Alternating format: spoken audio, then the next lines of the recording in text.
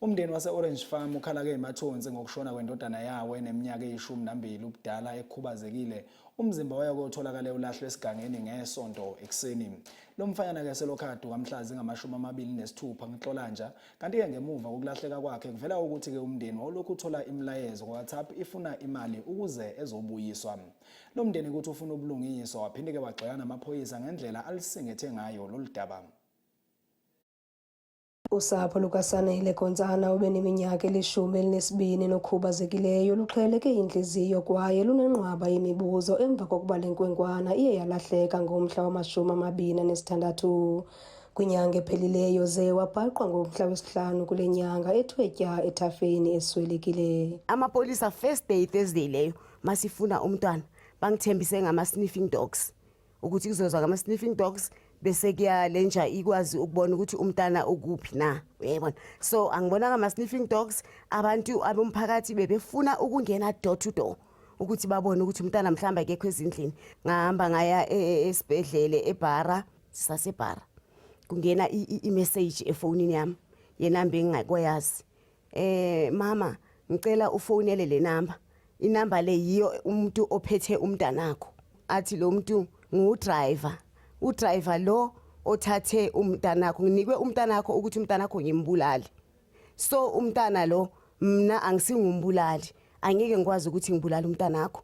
So ngifuna ukuthi wena ungiphi location ungisendele i-200 athi lo muntu hayi mina ke hayi angisanamandla, amandla amayaphela, angisakwazi ukuthini.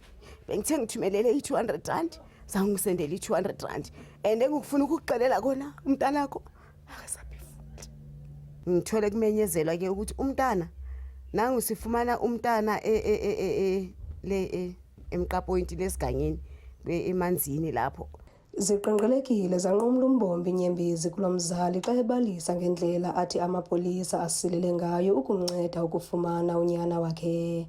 Kodwa noxa kunjalo umile kwelokuba ufuna ubulungisa. Umntana wami angimfunela ngamapolisa, ngimfunela umphakathi.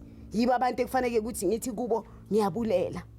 Kodwa angitholanga nix ukuthi nje ngibulela ukuthola ithambo lomntana wami. Bebemphethulile elele ngobuso.